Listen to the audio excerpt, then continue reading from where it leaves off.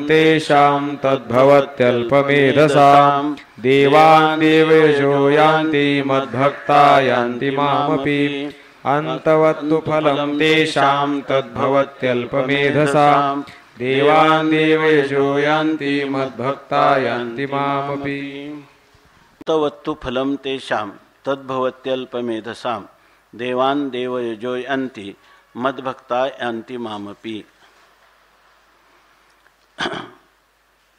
भगवान श्रीकृष्ण परमात्म्यांनी अर्जुनासाठी कर्मयोग आणि ज्ञानयोग यांना जोडणारा जो सोपान उपासनाकांड, त्या उपासनाकांडा संबंधाने प्रारंभ केलेला आहे 7व्या अध्यायापासून। इति भाष्यकारा, असं भाष्यकारांचं किंवा संस्कृत जे गीतेच्या अनेक टीका किंवा भाष्य झाली त्यांचं म्हणणं आहे की ही कांडत्रयात्मक अशा प्रकारची गीता आहे। त्याच्यामध्ये प्रत्येक अध्यायाचं षटकं जे आहे, तर प्रथम षटक हे कर्मयोग आहे, द्वितीय षटक उपासनाकांड आहे आणि तृतीय षटक जे आहे ते ज्ञानकांड आहे असं सांगितलेलं आहे। माऊलींनी पण कांडत्रय निरूपिणी गीताची हे कोडीसवानी गीता काय श्रुतीचे हे कोडीसवानी गीता पद्यरत्नाची लेणी लिहिली आहे अशा प्रकाराने कांडत्रय सांगितलं, पण माऊलींचा क्रम मात्र वेगळा आहे। तर या ठिकाणी आता उपासनेसंबंधाने भगवान बोलू लागले आहेत, तर त्या संबंधाने भगवान सांगतात की जे लोक माझी शरणागती करतात, वस्तुतः त्रिगुणात्मिका मायेने मोहित झालेले जीव शब्दस्पर्शादी विषयांच्या ठिकाणी विनाशी अशा सुखाचाच शोध घेतात। अविनाशी असणाऱ्या आत्मसुखाकडे त्यांची प्रवृत्ती होत नाही त्याच्यामध्ये, आणि त्याच्यासाठी ते अविनाशी सुख जे दैवी हेषा गुणमयी मम माया दुरत्या मामेव ये प्रपद्यन्ते मायामेतांतरन्ति ते, ह्या दैवी असणाऱ्या म्हणजे देवाच्या म्हणजे माझ्या वशीभूत असणाऱ्या ह्या मायेतून किंवा ह्या मायानदीतून तेच जीव परतीराला मायेच्या, अर्थात मायेचं परतीर, मायेचं अधिष्ठान असणारं जे ब्रह्मचैतन्य, त्या ब्रह्मचैतन्याविषयी आत्मत्वाने निश्चय करतात किंवा ब्रह्मैव सन ब्रह्मापेती, ते ब्रह्मरूपालाच ब्रह्मरूपच होऊन राहतात आणि त्यांचं न तस्य प्राणा उत्क्रामंती, त्यांचे प्राण एकदा प्रारब्ध भोगल्यानंतर ते लोकांतराला जात नाहीत, तर ब्रह्मैव सन ब्रह्मापेती, ते आपल्या मूळ ब्रह्मस्वरूपालाच प्राप्त होतात अशा प्रकारची स्थिती आहे। परंतु मग ही जी गोष्ट आहे, मग सगळे लोकांनी माझी भक्ती का करू नये असं जर अर्जुना तुला वाटत असेल, तर त्याचं कारण आहे त्रिगुणात्मक मायेने त्यांचं अंतःकरण हे मोहित मूढ भावाला प्राप्त झालेलं आहे, किंवा त्यांचं अंतःकरण जे आहे ते माया आणि माया कार्य यांच्याविषयी सत्यत्व बुद्धी धारण करून त्याच्यामध्ये आसक्त झालेले आहे। त्यामुळं ते मला शरण येत नाही। आणि आता जरी काही भक्त मला शरण आले तर ते सगळे भक्त मोक्षासाठी मला शरण येत नाही। मोक्ष नावाचा जो परमपुरुषार्थ आहे, धर्म अर्थ काम आणि मोक्ष, त्यापैकी बहुतेक भक्त हे माझ्याकडे येतात, ते कशासाठी येतात, तर त्या ठिकाणी केवळ त्यांच्या अंतःकरणामध्ये आपल्याला प्राप्त झालेलं जे दुःख आहे त्या दुःखाचं निवारण व्हावं म्हणून।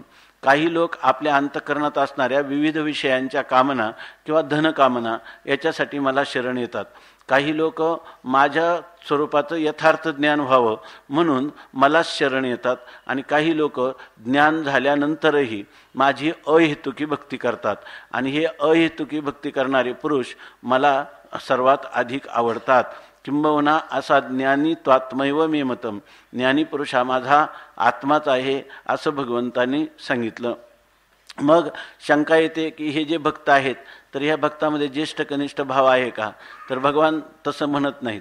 भगवान म्हणतात उदारा सर्व एवैते, हे सर्वच अत्यंत उदार म्हणजे उत्कृष्ट आहेत, कारण त्यांनी प्रत्येक वेळेला आपल्या जीवनात दुःख असो, सुख असो, ज्ञान असो किंवा आपलं संपूर्ण जीवन सर्वस्व ह्याचा विषय त्यांनी मलाच केलेले आहेत। धन पाहिजे असेल तर जीवाकडून धनाची यांच्या ते करत नाही, ते माझ्याकडेच मागतात। संकटाचा परिहार भगवंतानेच करावा अशा प्रकारचं अनन्य शरणागती ते माझीच करत असतात, म्हणून ते सर्वच उत्कृष्ट आहे. परंतु ज्ञानी पुरुष जो आहे तो ज्ञानी पुरुष मात्र सतत माझंच चिंतन करीत असणारा, म्हणजे सर्व देशात, सर्व कालात, सर्व वस्तूमध्ये माझंच आत्मदर्शन करणारा, परमात्मदर्शन करणारा हा पुरुष अनुत्तमाम गतिम यांती, तो सर्वात श्रेष्ठ जी गती आहे त्या गतीला तो प्राप्त होतो. आणि ही स्थिती प्राप्त होण्यासाठी एक सामान्य गोष्ट नाही. म्हणजे याच्यामध्ये काय आहे की जर ज्ञानाचा मार्ग, उपासनेचा मार्ग याच्यामध्ये एकदम तुका म्हणे येथे तेथे न चले तातडी प्राप्त काळ घडी आल्याविनं, मनुष्याला लगेच वाटतं की पी हळद हो गोरी, याप्रमाणे आपल्याला जर आपण थोडंसं श्रवण केलं, एखादा प्राथमिक ग्रंथ थोडेसा जप केला किंवा थोडं नामस्मरण, तीर्थयात्रादी भगवंताच्या आराधना केल्या की आपल्याला तत्काल फल मिळावं, किंवा आपण केलेलं कर्म, त्या कर्मापासून आपल्याला स्वर्गादी फलं किंवा इथं जी ऐहिक फलं वेदांनी सांगितलेले आहे, इह लोकात मर्त्य लोकामध्ये वेदाच्या अनुज्ञेचं पालन करून आपल्या इच्छापूर्तीसाठी जी काही साधनं वेदामध्ये प्रतिपादन केलेली आहेत त्यांचं अनुष्ठान करून तत्काल आपल्याला प्राप्ती व्हावी असं वाटतं. परंतु हा मार्ग जो आहे तर त्याच्याविषयी सांगतात की जसं गर्भस्थापना झाल्यानंतर लगेच त्या बाळाचा जन्म होत नाही, किंवा कृषी कालेन परिपच्यन्ते कृषी गर्भादयो यथा, गर्भ आणि शेती पेरल्यावर लगेच पीक हातात येत नाही, तसं यामध्ये घाई करता कामा नये. या ठिकाणी हा प्रवास आपल्या अनंत जन्माजन्माचा आहे. आणि आता आपल्याला कळल्यानंतर आपण जरी ह्या मार्गावर आरूढ झालो तर हळूहळू तुकाराम महाराज काल्याच्या अभंगात म्हणतात ना, ते ज्या ज्या वेळेला हे गोपाळ एकत्र येतात भगवान त्यांना उपदेश करतात, हळूहळू चाला आणि कोणी कोणाशी न बोला. या ठिकाणी हा मार्ग अत्यंत गुप्त रीतीनं, हे ज्ञान अत्यंत गुह्य आहे, गूढ आहे, पुन्हा ते अत्यंत गंभीर आहे, रहस्यमय आहे. तेव्हा हे ज्ञान प्राप्त किंवा ही जी भक्ती आहे, भक्ती जरी आपल्याला बाहेरून दिसत असली तर खरी जी अंतरंग भक्ती आहे की जी भक्ती ज्ञानरूपी फलाला प्राप्त करून मोक्षाला प्राप्त करून देते, ती भक्तीसुद्धा अत्यंत कठीण आहे, तिलाही काळ लागतो. आणि कर्म जे आहे ते कर्म केलं तर आता फक्त कर्माचे संस्कार आपल्याकडे राहतात आणि नंतर ते संस्कारच आपल्याला काही कालांतराने फल देत असतात.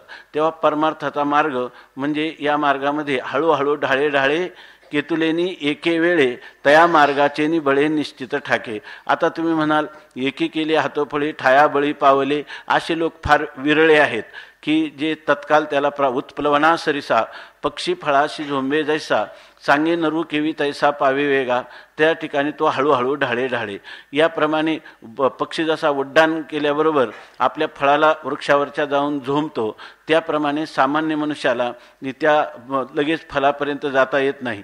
पण फलापर्यंत जाताच येत नाही असं मात्र नाही, परंतु त्याला काळ लागतो, तशी कालाची वाट पाहावी लागते. अशा प्रकारे सांगतात. हे ज्ञान कठीण असल्यामुळं भगवंतांनी सांगितलं बहुनाम जन्मनाम अंते ज्ञानवान माम प्रपद्यते वासुदेवा सर्वमिती स महात्मा सुदुर्लभा. अशा प्रकारचा महापुरुष प्राप्त होणं ही अत्यंत कठीण गोष्ट आहे, किंवा अशा प्रकारच्या असणाऱ्या दृढ अपरोक्ष ज्ञानापर्यंत प्राप्त होणं ही अतिशय कठीण गोष्ट आहे.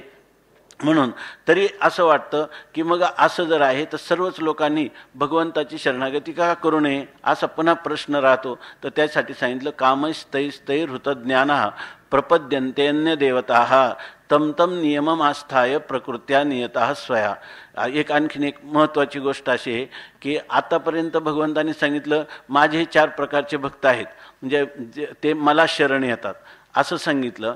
आणि पुन्हा काय सांगतात की या ठिकाणी काही लोक असे आहेत की आपली कामना पूर्ती करण्यासाठी देखील मला शरण येत नाही, कारण त्यांना तैहितही कामही हृतज्ञाना, त्यांच्या अंतकरणात काम हा एकच आहे, परंतु तो अनेक विषयांच्या भेदाने त्या ठिकाणी अनेकत्वाला प्राप्त होतो. म्हणून कामही तैस्तै हृतज्ञाना, त्यांच्या अंतकरणात अनेक कामनांचं जंजाळ असतं आणि त्या कामनांच्यामुळं त्यांचं जे अंतर्मुख वृत्ती आहे ती पूर्णपणे अपहरण झालेली आहे.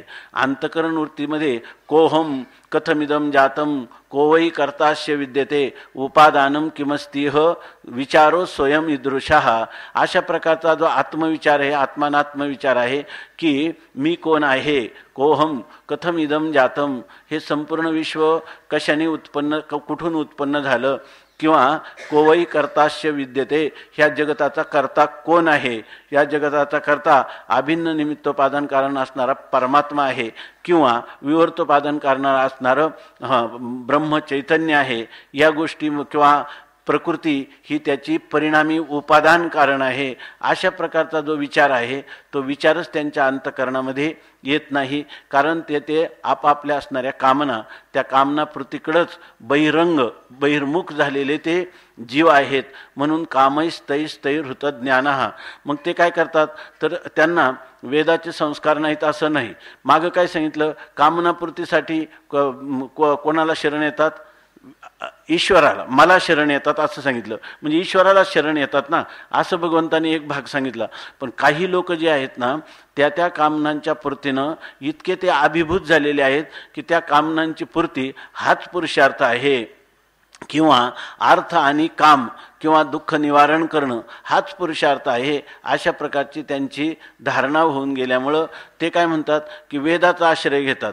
म्हणजे याचा अर्थ सकाम पुरुष जे आहेत ते सकाम पुरुष, किंवा त्याला काय म्हणायचं विषयी पुरुष, म्हणजे आपल्याला इप्सित असणारे जे भोग आहे ते वेदविहित मार्गानेच मिळावेत असं त्यांचं मनोगत आहे, शास्त्र संस्कार आहे. पण त्याच्यामध्ये सांगितलं विद्या पाहिजे असेल तर सरस्वतींना केलेलं कार्याचा आरंभलेलं कार्य निर्विघ्नपणे जायचं तर गणेशाला, या ठिकाणी तुम्हाला ज्या ज्या देवता सांगितलेल्या आहेत, धनाची देवता कुबेर आहे, त्या कुबेराची तुम्ही उपासना करा. श्रीसूक्त, तुम्हाला धनच पाहिजे असेल श्रीसूक्ताचे पाठ करा, लक्ष्मीची उपासना करा असं सांगितलेलं आहे. मग त्यांना असं दिसतं, त्यांना हा जो सर्वेश्वर असणारा जो परमात्मा आहे, जेने हे विश्व निर्मिले, काय महर्षी देवा ते संस्थापिले, 21 स्वर्गाते धरिले, सत्ता मात्रे आपल्या, तो हा विठोबा निधान, ज्याचे ब्रह्मादिका ध्यान, असा असणारा जो परमात्मा आहे, त्या परमात्म्याची आपण उपासना करावी,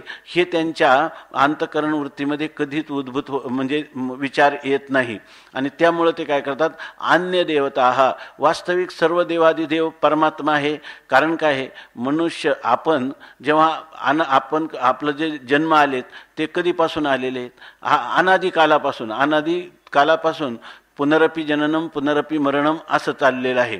आणि हे सर्व कोणाच्या नियमात आहे, जैसे ज्याचे कर्म तैसे फळ देतो ईश्वर. ईश्वराच्या नियमानेच तो प्राणी कर्मसापेक्ष फलदाता होऊन हे सर्व चाललेलं आहे. जसं ज्याचं पुण्य असेल, पाप असेल, त्याप्रमाणे त्याला तो परमात्मा त्या योनीमध्ये जन्माला घालतो. आणि असं करत असताना तो परमात्मा हा सर्वज्ञ आहे आणि सर्व शक्तिमान असा परमात्मा आहे. आणि त्या परमात्म्याला प्रत्येक प्राण्यांच्या कर्माचं भूत भविष्य वर्तमान तिन्ही कर्माचं एक समवायव छेदे करून त्याला त्याचं ज्ञान आहे. आणि असा परमात्मा श्रुतीमध्ये प्रतिपादन केलेला आहे. सगळे साधू संत अनुभवपूर्वक त्या ईश्वराचं महात्म्य ह्या शास्त्र आपापल्या ग्रंथाच्या द्वारा वर्णन केलेलं आहे. आणि जीवाला सुद्धा जर त्यांनी बारकाईनं पाहिलं तरी या ठिकाणी जर त्यालाही वाटलं तर चाले हे शरीर कोणाचे या सत्य, हे शरीर कोणाच्या तरी सत्तेने चालतं, तर तो जो सर्वांचं चलनवलन करणारा परमात्मा तो अर्थातच सर्वज्ञ असला पाहिजे. आणि त्याच्याच सत्तेत जर सर्व चालतं तर याचा अर्थ तो सत्ताधीश सर्वांचा आहे. पण त्या परमात्म्याचं भजन करावं असं जीवाच्या अंतःकरणात विचार येत नाही. याचं कारण जर काय असेल तर ते जे जीव आहे कामैस्तैस्तैर हृतज्ञानः प्रपद्यन्ते अन्य देवता, ते ईश्वराची शरणागती करत नाही, ते कोणाची, अन्य देवता, म्हणजे ईश्वर वेगळा आणि ईश्वरापेक्षा असणाऱ्या अन्य देवता वेगळ्या. आता तुम्ही म्हणाल ते ईश्वरापासून कसा त्याला त्या देवतांना व्यावृत्त करतात, तर सर्वज्ञ ईश्वर जरी वेदाने प्रतिपादन केलेला असला तरी आपल्या इच्छापूर्तीसाठी या ठिकाणी कोण उपयोगिता आहे त्या त्या सांगितलेल्या देवतांची, त्या विशिष्ट देवतांची उपासना केली असता आपले विशिष्ट असणाऱ्या अंतःकरणाच्या संकल्पाची पूर्ती होईल.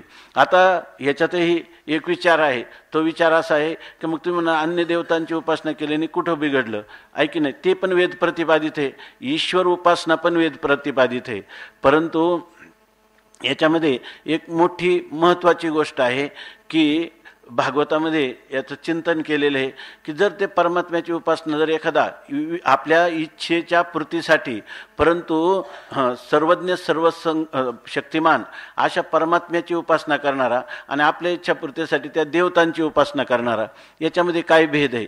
मोठा भेद एक असा आहे की शास्त्रकार सांगतात की जर त्याने त्या परमात्म्याची उपासना केली आणि तो कोणता आहे भक्त, कोणता आहे? आर्तभक्त आहे. तर तोच आर्तभक्त अर्थार्थी होतो, अर्थार्थी झालेला जिज्ञासू होतो आणि जिज्ञासू मुक्त होतो. असा ईश्वर भक्तीचा प्रभाव आहे. काले आपण पाहिलं तेषाम मेवानुकंपार्थ महमद ज्ञानजम तमः नाशयाम्यात्मभावस्थो ज्ञानदीपेन भास्वता. इच्छेच्या पूर्तीसाठी गेलेला हा जो भक्त आहे, पुढे जाऊन तो काय होतो? इच्छेच्या पूर्तीसाठी भगवंताचा भक्त होतो. नंतर त्याच्या इच्छेची पूर्ती होते म्हणजे दुःखाचं निवारण होतं. त्याला वाटतं की आता दुःखाचं निवारण करणारा हा परमात्मा आहे. त्याला पुन्हा काय होते की इष्टप्राप्तीची इच्छा होते, त्याच्यासाठी परमात्म्याचीच उपासना करतो. त्यावेळेला त्याला काय होतं? अर्थार्थी असणार विषयांची पूर्तता होते. म्हणजे हा सर्व काही परमात्माच करणारा आहे. परमात्म्यावर अतीव श्रद्धा दृढ होते आणि त्यावेळेला हा परमात्मा आहे कसा याविषयी त्यांनी त्या केलेल्या अर्थभक्तीमुळं, अर्थार्थी भक्तीमुळं त्याच्या अंतःकरणात जिज्ञासा उत्पन्न होते की काय हे खंडईल कर्म, काय हे खंडईल कर्म पारुष्यतील धर्माधर्म. हे पुण्य आणि पुण्य निर्माण होतं, पाप निर्माण होतं. याच्यापासून आपल्याला जन्ममरण परंपरा होते. आपल्या इच्छित वस्तूसाठी आपण परमात्म्याची सेवा करतो आणि तो परमात्मा आपल्याला या ठिकाणी इच्छेची पूर्तता पण करतो. पण असं जरी असलं तर हे कार्य हे असं किती दिवस चालायचं? धर्माधर्म इथे ना, पारुष्यतील धर्माधर्म. हे पुण्यकर्म केल्यामुळं होणारी ही जी फलं आहेत, ही फलं ईश्वर देणारा असला तरी त्याच्याकडून हीच फलं मागायची का? त्याच्यापेक्षा त्या परमात्म्याचं खरं वास्तव स्वरूप काय आहे ते जाणायचं. असं त्याला उपादानम किमस्तिह, ह्या जगताचं उपादान कारण कोण आहे अशा प्रकारचं जर त्याला वाटलं तर त्यावेळेला तो जिज्ञासू म्हणजे हे जाणण्याची इच्छा निर्माण होते. आणि त्याच केलेल्या ईश्वराच्या भक्तीमुळं ईश्वरच त्याला श्रीगुरु रूपाने भेट देतो, विविधिशा अंतकरणात निर्माण करतो, तत्वमसी महावाक्यापर्यंत त्याला उपदेश करतो किंवा त्याच्या अंतकरणात ददामी बुद्धियोगम तम येन मामुपयांती ते. अशा प्रकारचं सर्व ह्या ईश्वर भक्तीमध्ये, ती ईश्वराची भक्ती अनन्य भक्ती. की अनन्य भक्ती याचा अर्थ की ईश्वराच्या अनन्य भक्तीमध्ये वेदाने सांगितलेल्या देवता नाहीत का? पण त्या देवता परमात्म्याहून अन्य आहेत का? परमात्मा स्वरूपातच अंतर्भूत आहेत, परमात्मा स्वरूपातच अंतर्भूत आहे. म्हणून ते लिहिलं ना, अन्य देवता. अन्य देवता म्हणजे परमात्म्याहून ही देवता स्वतंत्र, त्याच्यापासून वेगळे आहेत आणि आपल्या इच्छेची पूर्तता करणारे आहेत असं मानतो. आणि हा मात्र या ठिकाणी काय हे जे काही त्यांनी केलेली जी भक्ती आहे ईश्वराची, तो ईश्वरच त्यांना शेवटी मुक्ती देतो, म्हणजे त्याला ज्ञान देऊन त्याला मुक्ती देतो. अशा प्रकारचं. तसं ह्या अन्य देवता जे आहेत याच्यामध्ये हा जो अन्य देवता म्हणजे यांच्या ठिकाणी हे नाही का परमात्मा सर्वाधीश आहे, हे श्रुतीनं प्रतिपादन केलेल्या ईश्वर स्वरूपाची ते उपेक्षा करतात. आणि ह्या ज्या देवदेवता आहेत अल्प किंवा तुच्छ असं फल देणाऱ्या, कामनापूर्ती करणाऱ्या, त्याच देवतांची पुन्हा पुन्हा उपासना करतात. आणि त्या देवतेंचं सामर्थ्य काय आहे? फक्त तुमच्या इच्छिलेल्या तुम्ही जे काही इच्छा केली ते विषय तुम्हाला प्राप्त करून देतात. त्याच्यात ते त्यांची लक्ष्मीची गती धनातच आहे, सरस्वतीची विद्येतच आहे. अशा प्रकारचं किंवा जे दैवत आहेत ते आपापल्याला ईश्वराच्या नियमातच, त्यांनाही ईश्वराचे नियम आहेत, त्याच्या पलीकडे चालता येत नाही. त्यामुळे तेवढ्याच विषयांची ते पूर्तता करतात. परमात्मा जो आहे त्याला मात्र तुझा अवघे होऊ येते, परी मज बाटो नये चित्ते, उपासने परते नये काही आवडो. तुकाराम महाराज म्हणतात की आमच्या शरीराचे 2 भाग झाले तरी चालेल, पण तुझ्यावरची निष्ठा जी आहे ती आमची कधीही भंग होऊ नये, अशा प्रकारे सांगतात. पण हे इतर लोक जे आहेत ते मात्र प्रपद्यन्ते अन्य देवता, शरणागतीच करतात, पण कोणाची करतात? अन्य देवतांची करतात. आणि तमतम नियम आस्थाय, आणि त्यावेळेला ते तर फार एकदम व्रतवैकल्य सर्व प्रकारची करायला तयार होतात, काय वाटेल ते करायचं. तमतम नियमम आस्थाय, त्या नियमाविषयी श्रद्धा ठेवून ते म्हणतात. परंतु नियमावर श्रद्धा ठेवतात आणि नियमाचं आचरणही करतात, पण स्वया प्रकृत्या नियतः, त्यांचं नियमन, वास्तविक प्रकृतीचा नियंता कोण आहे? परमात्मा आहे.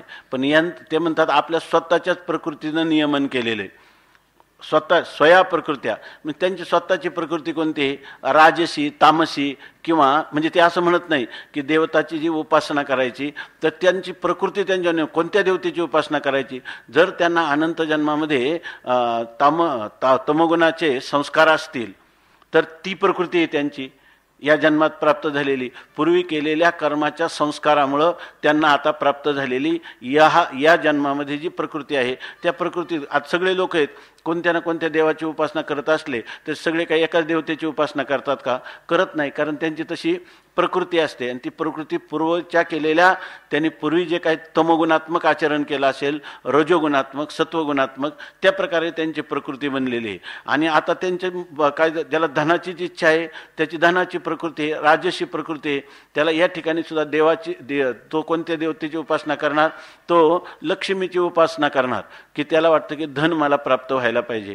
किंवा एखादा पुरुष जो आहे तर तो पुरुष दुसऱ्या जे काय आपल्याला इप्सित देणारी जी देवता आहे त्या देवतेची उपासना करणार. एखादा विद्यापिपासू आहे, त्याला शास्त्राचं अध्ययन करायचे, तो काय करणार की सरस्वतीची उपासना करणार. आणि ती सरस्वतीची उपासना करतानाही तो ज्या प्रकृतीचा आहे त्या प्रकृतीप्रमाणे ज्या देवता शास्त्रात सांगितलेल्या आहेत त्याच देवतांकडे त्याचा कल असतो किंवा त्याच देवतांची तो उपासना. उदाहरणार्थ कालीमाता ही जे काही किंवा शाक्त उपासक हे कशासाठी? तमोगुणाचे पुतळे असतात म्हणून त्यांना त्या ठिकाणी ही शाक्त किंवा जारण, मारण, उच्चाटन याच्या काय बरोबर ना, याच्याकडे त्यांची प्रवृत्ती होते. म्हणजे अशा प्रकारची जी भक्ती आहे, प्रकृती आहे, त्या प्रकृतीनं नियमन केलेलं आहे. आणि मग त्या प्रकृतीला अनुकूल कोणती देवता आहे त्या देवतेकडे त्यांचा कल असतो. म्हणून स्वीया प्रकृत्या नियतः, आपल्याच प्रकृतीनं त्यांचं नियमन केलं असं म्हणतात. आणि भगवान सांगतात शेवटी ते यो यो याम तनुम भक्तः श्रद्धयार्चितुम इच्छति तस्य तस्याचलां श्रद्धां तामेव विदधाम्यहम. वास्तविक ह्या ज्या देवता आहेत, कालच आपण पाहिलं, तुकाराम महाराज सांगतात आपल्या इच्छे अनिका पिढी काय ते देईल बराडी. या ठिकाणी कळो ही आली तयांची जोडी, अल्प रोकडी बुद्धी आधिरा सेंदरी हिंदरी दैवते कोणती पुजी भूते खेते, आपुल्या पोटाजी रडते मागती शिते अवधान. अशा प्रकारची त्यांची स्थिती आहे. परंतु त्या देवतांची स्थिती सांगताना त्यांनी सांगितलं, मार्कंडेय जो आहे त्या मार्कंडेयाला सांगितलं की त्याच्या वडिलांना सांगितलं, मार्कंडेय मुनींच्या वडिलांना, की ब्राह्मणाने ज्योतिषाने सांगितलं तुमच्या मुलाचं आयुष्य हे फक्त 8 वर्ष आहे. तेव्हा मग त्यांनी जेव्हा हे ऐकलं 8 वर्ष आयुष्य आहे, तर त्या ठिकाणी त्याला सांगितलं बाबा तो 3-4 वर्षाचा झाल्यानंतर त्याला कळायला लागल्यानंतर जे काही असंग आपलं जे काही शिवभोळा चक्रवर्ती त्याचे पाय माझे चित्ती वाचे वदता शिवनाम तयान बाधी क्रोधकाम धर्म अर्थ काम मोक्ष शिवा देखता प्रत्यक्ष एका जनार्दनी शिव निवारी कळी काळाचा भेव. हा जो केवढाही जरी कळी काळ असला तरी तो प्रभाव करू शकत नाही भगवंताच्या उपासनेपुढं. पण हे ऐकत असताना जो झोपला नाही त्याला हा विषय लक्षात येईल. तर ते सांगतात की एका जनार्दनी शिव निवारी कळी काळाचा भेव. कलिकाळ त्याच्या ठिकाणी तुकाराम महाराज म्हणतात ना, जगा काळ खाय आम्ही माथा दिला पाय.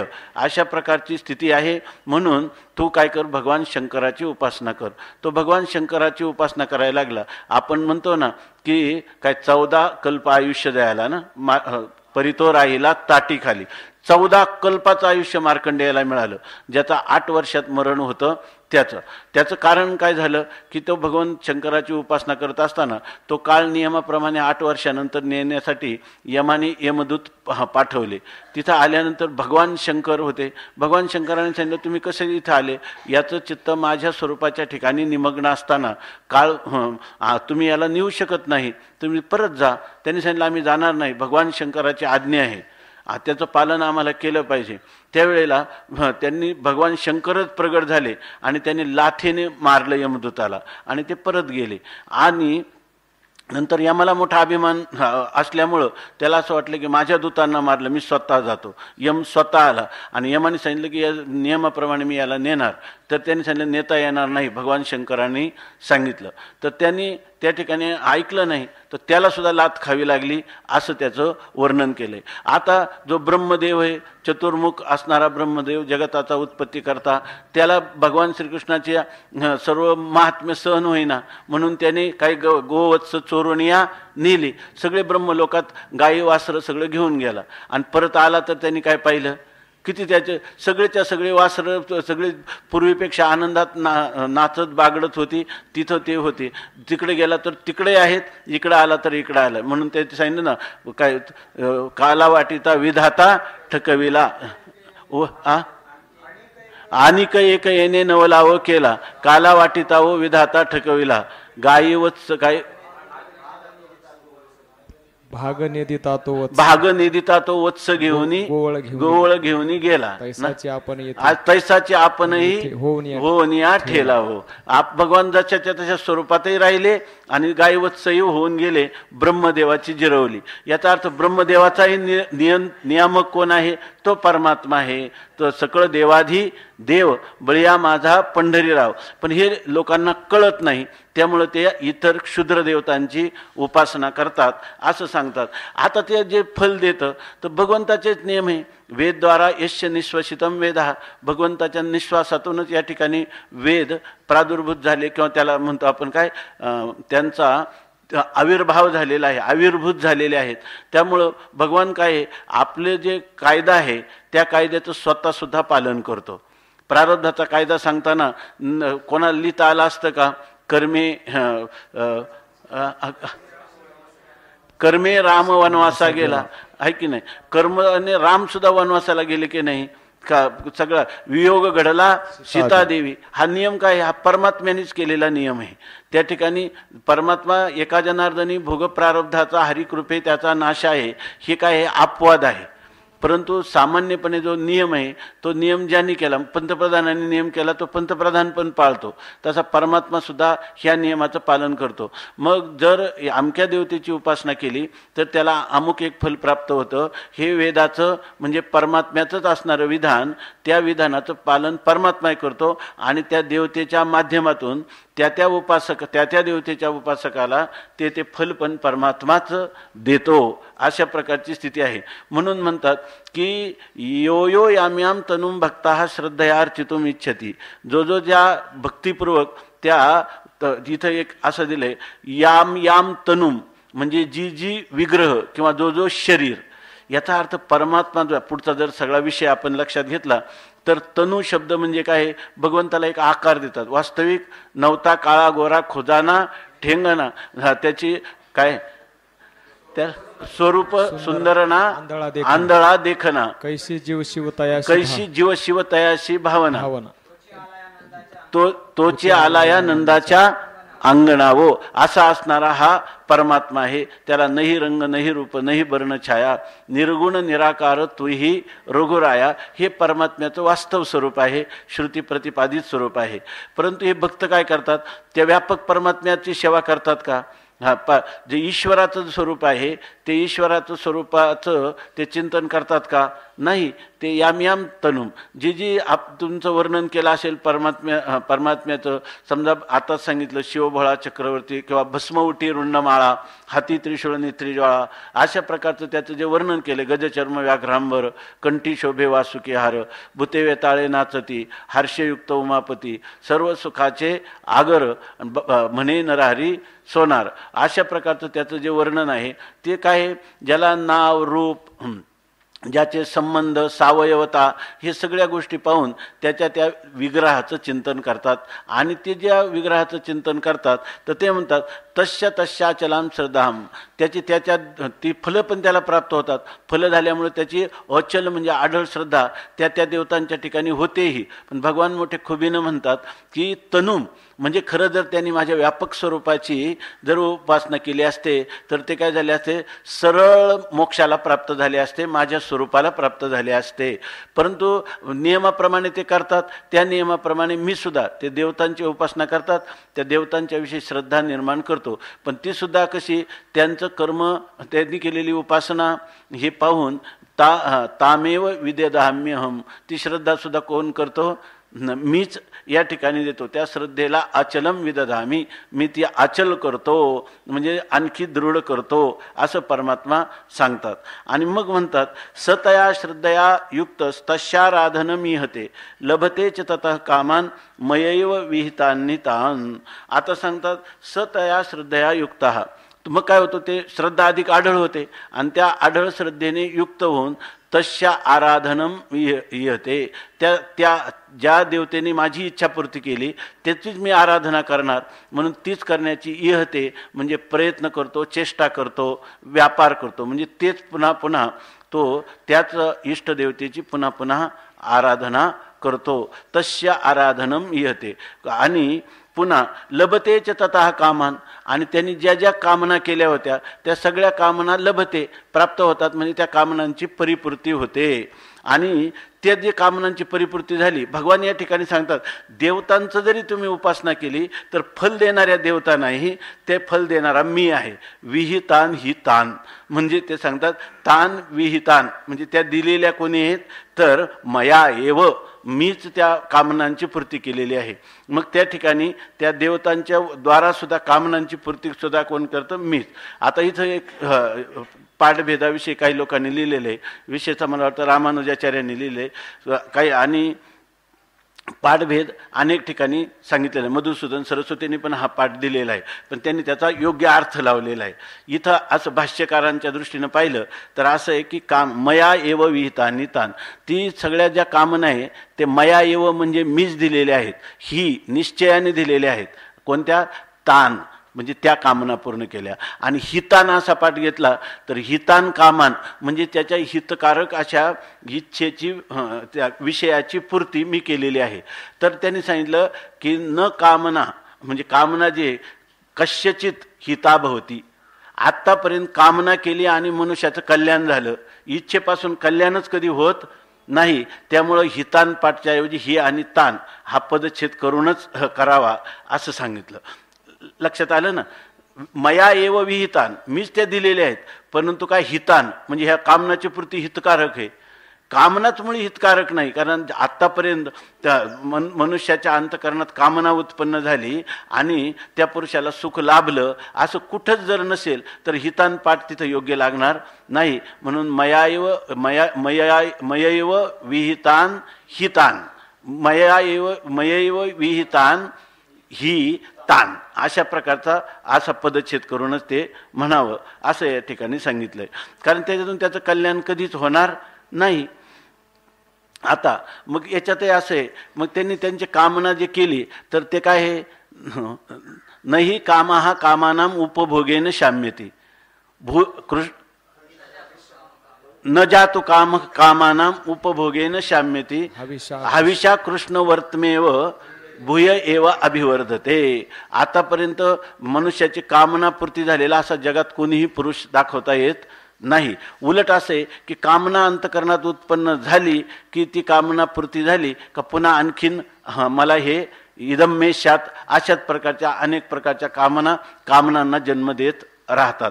त्या कामनापासून मनुष्य कधीही मुक्त होत नाही. आणि ते जर माझ्याकडं आला तर काय होईल, त्याच्या सर्व कामनांची पूर्ती होतील का कामनाच नष्ट होतील, त्याच्या कामनाच नष्ट होतील. आपण सांगितलं असेल अनेक वेळा, स्वामी महाराजांच्याकडं एक मनुष्य येत होता लोहगावचा, आता तो बहुतेक गेला असेल, वयोवृद्ध होता त्याच काळात.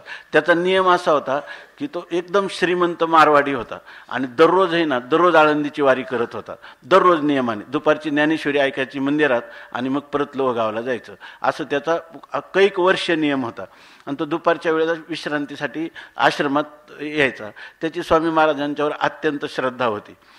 चिंतन कशा करता चाललं हे लक्षात घ्या की याच्यामध्ये त्याची अत्यंत श्रद्धा होती. मग तो स्वामी महाराजांना म्हणायचा की मला काहीतरी मदत करायची. एकतर पहिल्यांदा आहे ना, तो नेहमी आग्रह करायचा. स्वामी महाराज म्हणायचे योग्य वेळेला सांगू असं. तो म्हणायचा इथं काही दिवा बत्ती उदबत्ती तेल काही ह्याला काहीतरी घ्या. तर स्वामी महाराज म्हणायचे चालतंय, आमचं लागल्यावर घेऊ. असं करता करता बरेच दिवस झाले. मग त्यांनी एकदा काय केलं की एकदम इथे एक योजना निघाली होती माऊलीच्या संस्थांची, महिम्न पूजेची. अजून 10 पूजा त्यांनी ते 10,000 रुपये भरले. त्या स्वामींच्या 10 पूजा अजून चालू आहेत तिथं. तर त्यांनी ते भरले याच्यामध्ये. तर स्वामी महाराज म्हणले ठीक आहे, देवताचं कोणी करील, काही बोलले नाही त्याला.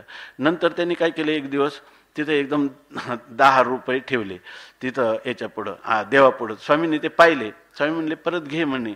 ते म्हणे दान दिलेलं परत घ्यायचं नसतं. मग स्वामी महाराज म्हटले की ठीक आहे, ते घेऊन ये इकडं.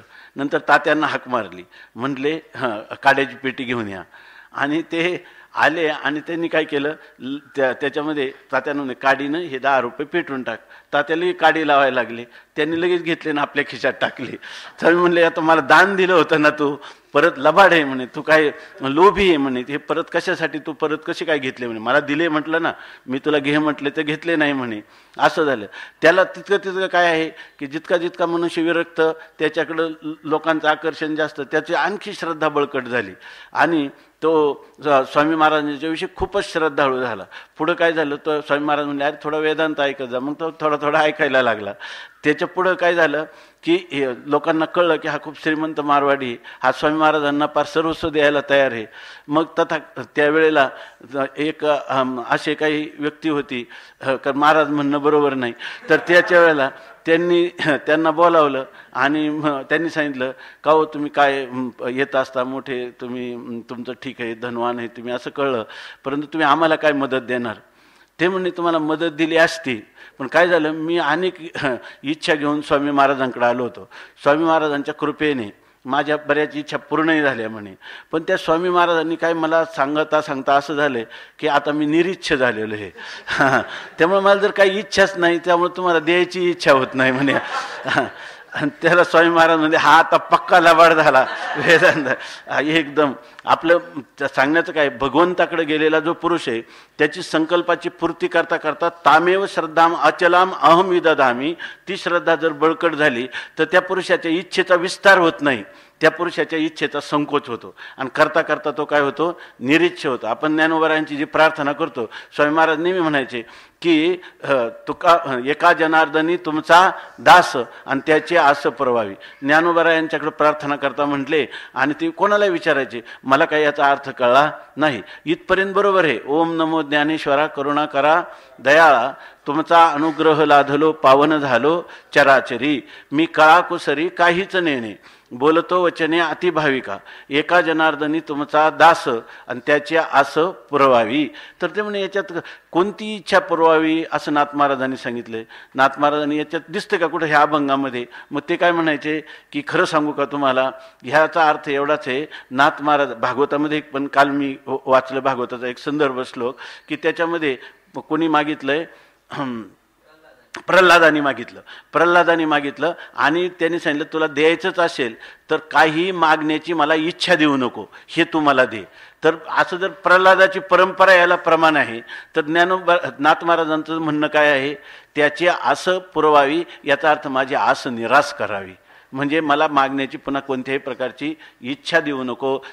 याला म्हणतात निरीच्छ. आपलं चिंतन याच्यासाठी चाललंय का परमात्म्याची शरणागती केली असते तर इच्छेचा विस्तार झाला नसता, तर त्याच्याऐवजी काय झाला तर इच्छेचा निराश झाला असता. मग कारण का, तर त्यांना दिलेलं जे फल आहे ते फल एकतर विनाशी फल आहे की नाही, आणि माझ्याकडून फल कोणतं मिळालं असतं, अविनाशी फल मिळालं असतं.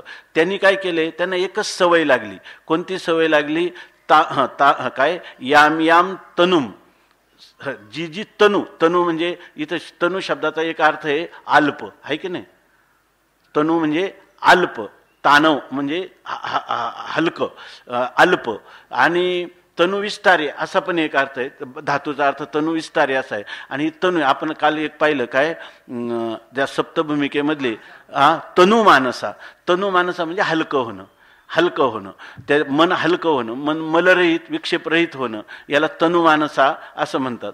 तसं या ठिकाणी आपलं काय चाललं होतं की हे जे उपासक आहेत, देवतांचे उपासक, त्या देवाला काय करतात, त्या त्या देवतांची उपासना करताना त्याचा एक एक विग्रह आकार गृहीत धरतात आणि त्याची उपासना करतात. वास्तविक तो परमात्मा काय आहे, एवढा प्रभू भाव आहे, तो किती व्यापक आहे, आणि त्या व्यापकतेऐवजी परिच्छिन्न स्वरूपात त्याची उपासना करतात. म्हणून ते म्हणतात तनुम. हा शब्द जो योजला महेश्वरानंद सांगतात की त्या ठिकाणी जर हा तनु शब्दाचा अर्थ अल्प परिमाण असणारं हे परमात्म तत्व आहे असं समजून फक्त आपल्या इच्छापूर्तीपुरतं याचं एक विग्रह केला की या कुंदेंदु तुषारहार धवला गजाननम भूतगणादी सेवितम कपित्थ जंबू फलचारू भक्षणम, असं एवढंच त्याचा करकटावरी तुळशीच्या माळा एवढाच त्याचा विग्रह पाहिला. तुकाराम महाराजांना एवढाच सांगण्यात तात्पर्य आहे का?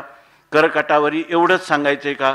काशे सुरंग काय चरणी ब्रिदाचा तोडरू असुरावरी काढी तसे बरवा बरवा केशवराज गरुड वाहन चतुर्भुज कंठी कौस्तुभ झळके विज मेघश्याम देखोनी एवढाच तुकाराम महाराजांना सांगायचा का? दिसतो हा तैसा नव्हे.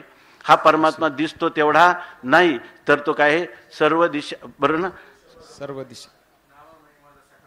हां नामा म्हणे माझा सखा पांडुरंग व्यापी येले जग तेने एके, किंवा दिसतो हा तैसा नव्हे सर्व दिशा व्यापक विठ्ठल जळी स्थळी भरला. तू काय परमात्मा नाही असं कोणतंच ठिकाण नाही, असा हा निरतिशय व्यापक स्वरूपात जर त्याची उपासना केली असती. अर्थात अन्य देवता म्हणजे मी अन्य आणि दुसरा अन्य, परमात्मा अन्य आणि हा देवता सुद्धा काय आहे, अन्य आहे. म्हणून प्रपद्यंते अन्य देवता म्हणजे परमात्म्याच्या स्वरूपाला सोडून यांचं स्वतंत्र अस्तित्व आहे असं समजून जेव्हा त्याची उपासना केली जाते त्यावेळेला जरी इच्छापूर्ती झाली तरी त्याच्या इच्छेची त्याच्या ठिकाणी त्या इच्छेची पूर्तता होऊनही त्याला तृप्तीचा ढेकर ज्याला म्हणतात की आता पुढं कृतकृत्यता ज्याला म्हणतात, मला आपलं ध्येय प्राप्त झालं अशा प्रकारचं रम्य समाधान किंवा आता शांती त्याला कधीही मिळत नाही. ते जर परमात्म्याची उपासना केली तर परमात्म्याच्या आढळ श्रद्धेने त्याला पूर्णपणे इच्छा विवर्जित होऊन तो आपल्या स्वस्वरूपात प्रतिष्ठित होतो. तर भगवान या ठिकाणी त्याने म्हणतात अनुक्रोशती श्री भगवान. भगवान या ठिकाणी अत्यंत दयेनं अनुकंपेनं त्या ठिकाणी त्यांचं हृदय त्या भगवंताचं द्रवीभूत होतं आणि त्यावेळेला भगवान म्हणतात अरे अरे, पण त्यांची स्थिती काय आहे, अंतवत्तु फलम तेषां तद्भवत्यल्पमेधसां वयजो यान्ति मद्भक्ता यान्ति मामपि अंतवत्तु फलम तेषां तद्भवत्यल्पमेधसां देवान् देवयजो यान्ति मद्भक्ता यान्ति मामपि अंतवत्तु फलम तेषां तद्भवत्यल्पमेधसां देवान् देवयजो यान्ति मद्भक्ता यान्ति मामपि. आपण 7व्या अध्यायाचं चिंतन करताना या ठिकाणी उपासना कांड पाहत असतानाही भगवंताचं जे ही उपासना आहे तर ही उपासना त्याला निर्गुण निर्विकार असणारा जो परमात्मा आहे, असंग चैतन्य आहे, नित्य शुद्ध बुद्ध मुक्त आणि निरतिशय व्यापक असणारं जे आहे, किंवा देशकाल वस्तू परिच्छेद रहित आहे, स्वगत सजातीय विजातीय भेदरहित आहे, नित्य शुद्ध बुद्ध मुक्त स्वभाववान आहे, हेच भगवंताला आपल्या स्वरूपाची ह्या स्वरूपाची उपासना करावी. या स्वरूपाचं एक तर ज्ञान करावं किंवा या स्वरूपाचं ध्यान करावं असं सांगण्यात तात्पर्य जास्त आहे. कशावरून? कारण पुढं जाताना भगवान म्हणतात अव्यक्तम व्यक्तिमापन्नम मन्यन्ते माम बुद्धया, म्हणजे मी खरा अव्यक्त आहे आणि तो व्यक्त भावाला प्राप्त झालेला आहे असे अबुद्धया. हा जे कोण मंद बुद्धीचे लोक आहेत ते असं करतात असं सांगतात. म्हणून या ठिकाणी याला तनु शब्द म्हणजे अल्प परिमाण किंवा त्याला काय म्हणतो परिच्छिन्न अशा माझ्या स्वरूपाची उपासना करतात. त्यापेक्षा ह्या सर्व देशकाल वस्तूंनी अपरिच्छिन्न असं जे माझं स्वतःचं स्वरूप वास्तव आहे त्याचीच उपासना का करत नाही? त्याचीच उपासना करावी असं सांगतात. आता इथं सांगतात ह्या ज्या देवता आहेत तर त्या देवतांच्या उपासना केली तर त्या उपासनेपासून त्यांना फल मिळतं. परंतु कसं ते लोक कसे आहेत ते सांगतात. अंतवत तू फलम तेषाम तद्भवती अल्पमेधसाम देवान देवयजः यांती मद्भक्ताः यांती मामपी. तू तेषाम अल्पमेधसाम तत्फलम अंतवत देवयजाः देवान यांती मद्भक्ताः माम अपि यांती. काल आपण हा श्लोक नव्हतं घेतलं ना पूर्ण, याच्या ओव्या नव्हते घेतल्या ना, ओव्या राहिल्यात, बाकीचा अर्थ झालेला आहे. याचा अर्थ असा आहे की तू परंतु तेषाम अल्पमेधसाम, ते अल्पमेधस म्हणजे अल्पबुद्धीचे आहे. खरी मेधाशक्ती जी आहे त्या मेधाशक्तीला प्रज्ञा असंही म्हणतात. तर त्याच्यामध्ये बुद्धीची जी तीक्ष्णता सूक्ष्मता तिला मेधा म्हणतात. किंवा ज्याच्यामध्ये खरं आपण जे ग्रंथ वाचन केलं ते जर आपल्या बुद्धीमध्ये त्याची उपस्थिती केव्हाही जर होत असेल तर त्या पुरुषाला मेधाशक्तीनं संपन्न असं म्हणतात. म्हणजे ह्या पुरुषांना अल्पमेधसा म्हणजे अतिशय कमी मेधा आहे. म्हणजे याचा अर्थ आपण केलेल्या स्वाध्यायाचं तात्पर्य चांगलं लक्षात घ्या. या अल्पमेधस का म्हणायचं कृष्णा महाराज यांना, तर यांना उपक्रम उपसंहारादी षड्लिंगपूर्वक वेदांताच्या तात्पर्याचा निश्चयच अनेक ग्रंथ करूनही करता आला नाही म्हणून. नाही तर वेदाचं अध्ययन करताना वेदांत नाही का आला मध्ये, उपनिषद विचार आले नाही का. आणि उपनिषद विचार हेच खरं काय आहे भगवंताचं मनोगत आहे. पण हे त्यांना त्याचं स्मरण राहत नाही. त्यांच्या ज्या इच्छा असतात त्या इच्छा पुढे आल्या की इच्छापूर्तीसाठी आलेल्या इतक्या देवता त्यांना समोर दिसतात, त्या देवतांचं ते काय करतात उपासना करतात आणि माझ्या उपासनेला विसरून जातात. वास्तविक वेदाचं तात्पर्य काय आहे, सर्वेश्वर असणाऱ्या भगवंताची उपासना करावी किंवा या ठिकाणी निर्गुण निर्विकार असणाऱ्या परमात्म्याच्या स्वरूपाच्या ठिकाणी आपल्या अंतःकरण वृत्तीची स्थिती करावी, हे त्याचं तात्पर्य. वेद अनंत बोलिला अर्थ इतुकाची शोधिला आणि अर्थ इतुकाची साधिला विठोबाशी शरण जावे निज निष्ठा नाम गावे. 18 पुराणी सिद्धांत तुका म्हणे हाची हेत आणि काय सकळ शास्त्रांचा निर्विचार अंती इतुलाची निर्धार विठोबाशी शरण जावे निज निष्ठा नाम गावे. पण ही गोष्ट त्यांच्या लक्षात येत नाही म्हणून ते काय आहे अल्पमेधस म्हणजे अल्पबुद्धीचे ते आहेत. आणि यांना फळ काय प्राप्त होतं, देवान देवयजः यांती. देवयजः त्या देवतांचं यजन किंवा देवतांचं आराधन पूजा अर्चना करणारे पुरुष त्या काय देवान यांती त्या देवता स्वरूपाला ते प्राप्त होतात. आणि तुझे भक्त काय करतात, मदभक्ता जर माझं भजन करतील तर ते कोणाला प्राप्त होतील, माझ्याच स्वरूपाला प्राप्त होतील. म्हणजे माझ्या कोणत्या स्वरूपाला, माझं खरं स्वरूप कोणतं आहे, माझं खरं स्वरूप आहे अव्यक्त निर्गुण निराकार अशा प्रकारचं सर्वत्र व्यापक निरतिशय व्यापक त्या स्वरूपाला ते प्राप्त होतील. ईश्वराचं ज्ञान नित्य आहे का, ईश्वराचं ज्ञान करून घ्यावं लागतं. माझ्या स्वरूपात येतील तर याचाच अर्थ ते काय होतील ब्रह्मस्वरूपाला प्राप्त होतील. याविषयी आता माऊली सांगतात. परिते भक्त माते नेनती जे कल्पने बाहेरी न निघती म्हणून कल्पित फळा पावती अंतवंत. आता म्हणतात आयशे जेने भाविजे जेने जे भाविजे ते फळ तेने पाविजे परी तेही सकळ निपजे मजची स्तव. भगवान सांगतात ज्या इतर देवतांची उपासना करतात आणि जेने जे भाविजे जे ज्या प्रकारची भावना करतात त्या परमात्म्याविषयी त्या फलाविषयी आणि त्या परमात्म्यापासून प्राप्त होणारं जे फल यांच्यामध्ये असणारा जो साध्य साधन भाव आहे किंवा कार्यकारण भाव आहे याविषयी ते फळ तेने पाविजे अशी त्यांची दृढ धारणा आहे की अमुक देवतेपासून मला अमुक इच्छित फळ प्राप्त होईल अशी त्यांची भावना आहे. आणि ती वेदवाक्य त्याला प्रमाण आहेत आणि त्या प्रमाणापासून ते करत असल्यामुळं ते फळ तेने पाविजे ते फळ त्याला प्राप्त सुद्धा होतं. परी तेही सकळ निपजे मजची स्तव. पण ते फळसुद्धा ती देवता देते का माझ्यामुळंच देते, माझ्यामध्ये देते. कारण काय आहे ह्या देवतांचा संबंध सुद्धा माझ्याद्वाराच आलेला आहे. खरं जर पाहिलं तर बारकाईनं त्यांनी सांगितलं की ज्या वेळेला ही सृष्टी उत्पन्न झाली त्यावेळेला तुमचा पहिला अहंकार उत्पन्न झाला की नाही? आणि त्या अहंकाराचा अभिमान कोणी धरला?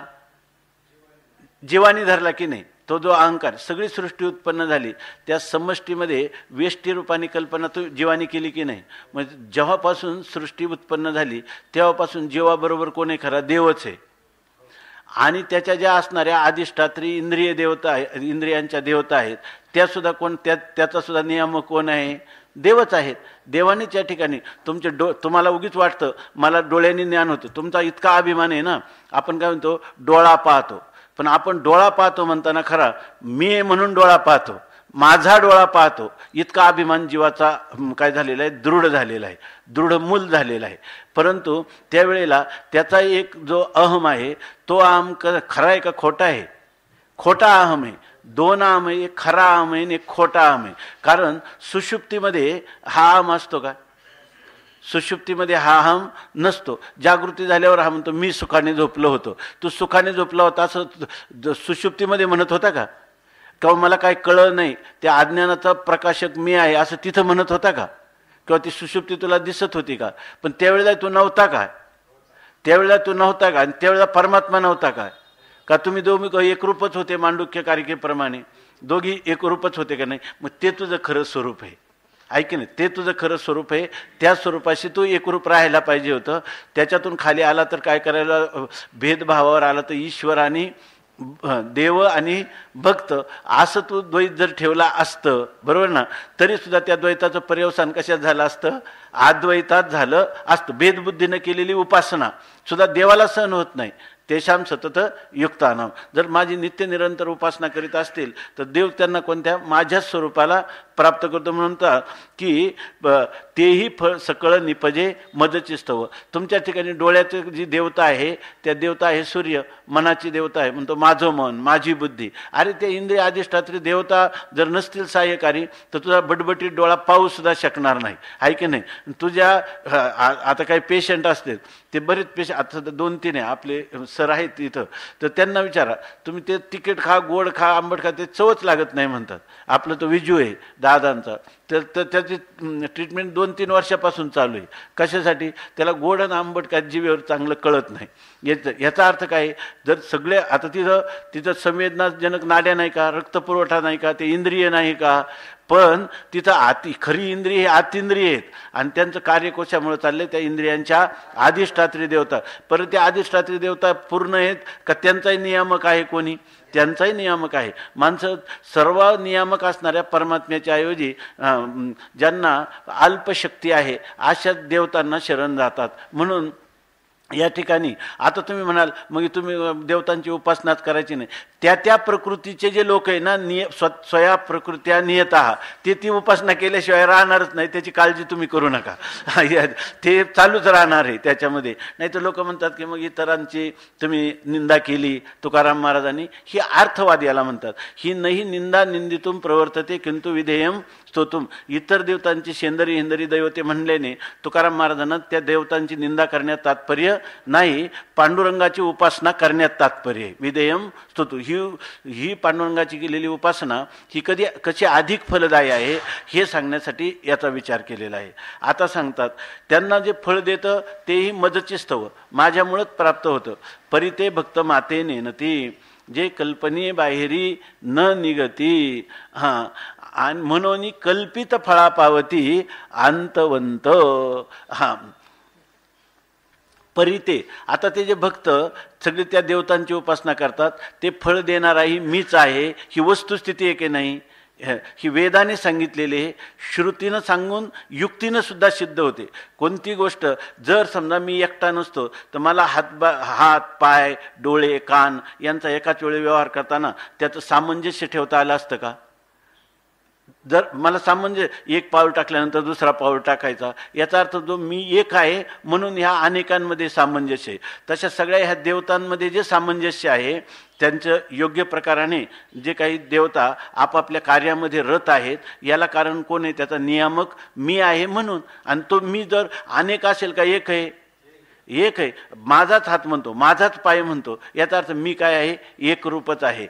तुका म्हणे एका देहाचे अवयव आणि सुखदुःख जीव भोग पावे, अशा प्रकारची स्थिती आहे. परंतु ही त्या भक्तांना माहिती आहे का, देवतांच्या परिते भक्त माते नेनती, परंतु ते भक्त मात्र मला जाणत नाहीत.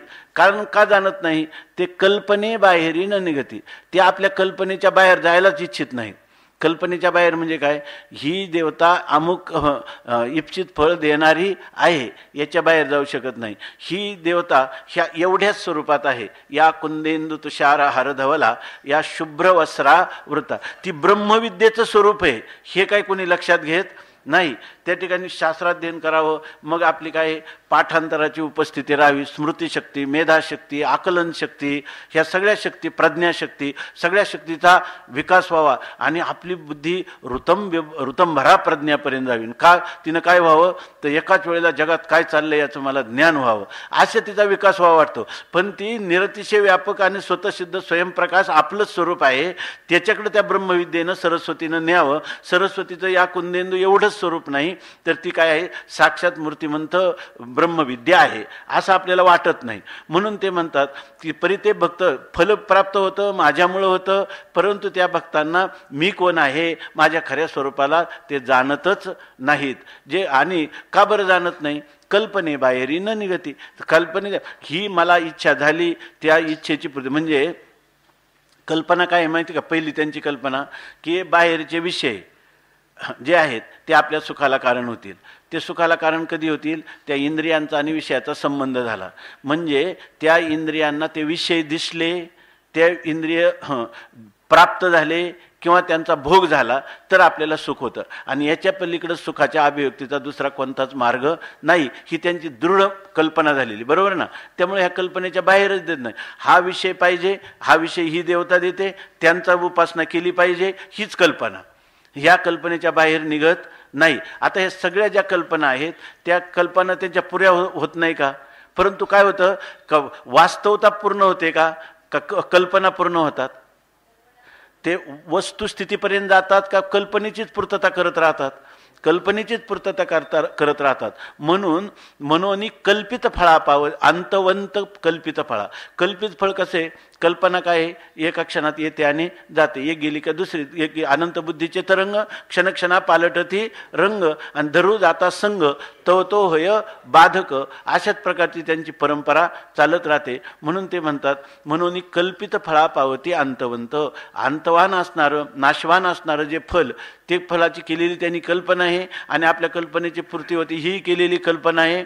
अमुक देवतेनं दिलं ही केलेली कल्पना आहे आणि आपल्याला फळ प्राप्त झालं, कृतकृत्य झालं, ही सुद्धा कल्पना आहे का, खरे कृतकृत्य झाले. म्हणून म्हणतात की अंतवंत फल पावती.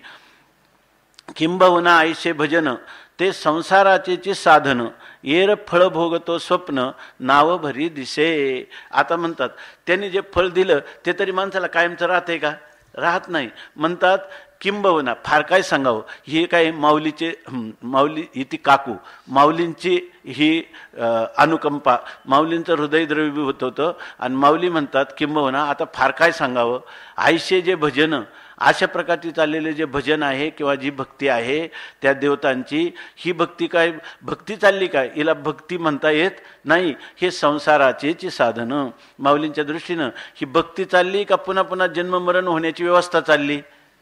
संसाराचं साधन आहे. संसरती इति संसारा पुनरपि जननम पुनरपि मरणम. किती वेळा जन्मा यावे, नित्य व्हावे फजित, याची सोय चालली की नाही त्या देवतांच्या भक्तीच्या द्वारा. म्हणून हे संसाराचे साधनं. मीची माझी असता जेणे मी दुरावे पंडुसुता, तैसे तया पुण्य ऐसे म्हणता जीवन तुटे काही, अशी स्थिती आहे. परिते भक्त माते नेनती, जे कल्पने बाहेरी न निगती. मनवनी कल्पित फळा पावती, फळ नाही का प्राप्त होत, जणू काय फळ प्राप्त झालं, जणू काही देवाने दिलं, जणू काय मी साधन केलं, जणू काय हा साध्य साधनाचा कार्यकारण भाव नियत आहे. हे सगळ्या कल्पनाच आहे की नाही. म्हणून त्या कल्पनेच्या बाहेर ते निघत नाहीत. आणि मग त्यांना जो फळभोग दिसतो तो फळभोग काय आहे, तो येर फळभोग तो स्वप्न.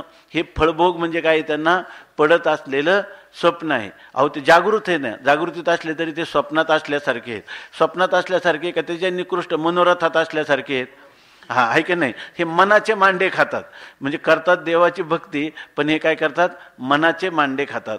येर फळ भोगतो स्वप्न. बरं तोच का ना स्वप्न तरी भरपूर दिसावं ना, का नाव भरी दिसे, ते क्षणभरच आहे की नाही.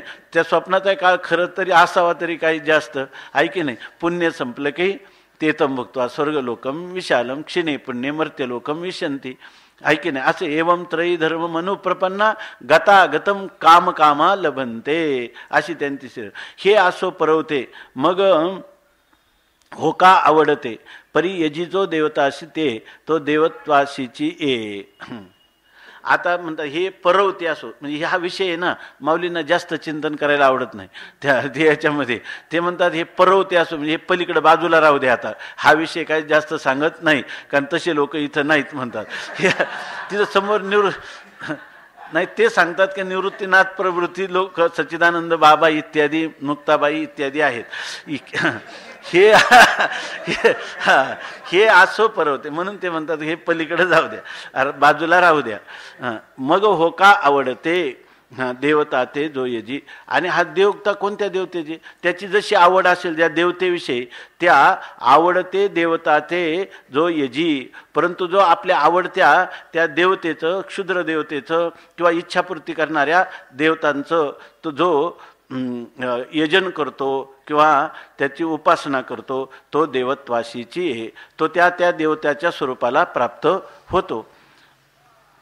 तुम्ही म्हणा त्या आवडत्या देवतेचं काय फळ आहे की नाही, फळ आहे, परंतु ते फळ काय आहे, त्या देवत्वाला तो प्राप्त होतो असं सांगतात. यजी जो देवता ते तो देवत्वाशीचे. आणि म्हणजे मग तुझी भक्ती केली तर काय वेगळं फरक, तेच सांगतात भगवान. आता त्या देवतांची उपासना केली तर त्या देवता स्वरूपाला प्राप्त होतात. परंतु येर तनु मनु प्राणी जे अनुसरले माझी याची वाहनी ते देहाच्या निर्वाणी मीच होती. येर म्हणजे इतर दुसरे जे लोक आहेत ते आपलं तनु म्हणजे शरीर, मन आणि आपलं प्राण म्हणजे आपलं संपूर्ण जीवभाव जे माझ्याची वाहनी अनुसरले, जे माझ्याच प्रवाहात म्हणजे माझ्याच उपासना प्रवाहामध्ये जे अनुसरले, जे त्या पद्धतीला जे अनुसरतात त्या प्रक्रियेला, की माझ्या ठिकाणी काय आता काय होईल ते होया शेवटी लाभ आणि तुटी देव जाणे. पण पतिव्रते जैसा भरतार प्रमाण आम्हा नारायण तैशा परी. पुढं काय, सर्व भावे लोभ्या आवडे हे धन आम्हा नारायण तैशा परी. तुका म्हणे झाले एकविध मन विठ्ठला वाचून नाही दुजे. विठ्ठला वाचून नेणे दुजे. अशा प्रकारचे ज्यांच्या अंतकरणाची वृत्ती झालेली एकनिष्ठ झालेले आहेत ते काय करतात, तनुमनी प्राणी. ते आपल्या मनाने वाणीने शरीराने सर्वच माझ्याची वाणी अनुसरले. माझ्याच भक्तीच्या ठिकाणी किंवा भक्तिप्रवाहामध्ये जे भक्तिप्रवाहाचं ज्यांनी अनुसरण केलं, म्हणजे माझ्या भक्तिप्रवाहामध्ये जे प्रवाहित झाले, वाहत गेले, एकनिष्ठ झाले, त्याच्या अतिरिक्त माझ्या भजनाच्या अतिरिक्त त्यांनी इतरांचा सर्वांचा त्याग केला. असे जे लोक आहेत ते देहाच्या निर्वाणी. त्यांचा देहाचं जेव्हा निर्वाण होतं, ते मृत्यूला प्राप्त होतात, तेव्हा ते मीची होती, तेव्हा माझ्या स्वरूपाला प्राप्त होतात. पुढं सगळं सांगणारे विवेचन आता काय, अंतकालेच मामेव स्मरण मुक्त्वा कलेवरम यह प्रयाती समद्भावम याती नास्त्यत्र संशय. जे मला शेवटी देहाच्या निर्वाणी मीची होती, ते माझं चिंतन करत करत देह टाकतात आणि माझ्या स्वरूपाला प्राप्त होतात असं सांगतात. आणि यानंतर भगवान सांगतात की असे जे लोक आहे ना, त्यांची ही दुर्दशा का होते, तर माझ्या खरं स्वरूप काय आहे ते न जाणल्यामुळं अशा प्रकारच्या निकृष्ट गतीला, ते जन्ममरण परंपरेला, संसाराला ते प्राप्त होतात. अव्यक्तम व्यक्तिमापन्नम मन्यन्ते माम बुद्धयः ते तो ममाव्ययमनुत्तमम्. अव्यक्तं व्यक्तिमापन्नं मन्यन्ते माम बुद्धयः परं भावमजानन्तो ममाव्ययमनुत्तमम्. अव्यक्तं व्यक्तिमापन्नं मन्यन्ते माम बुद्धयः परं भावमजानन्तो ममाव्ययमनुत्तमम्. पुण्य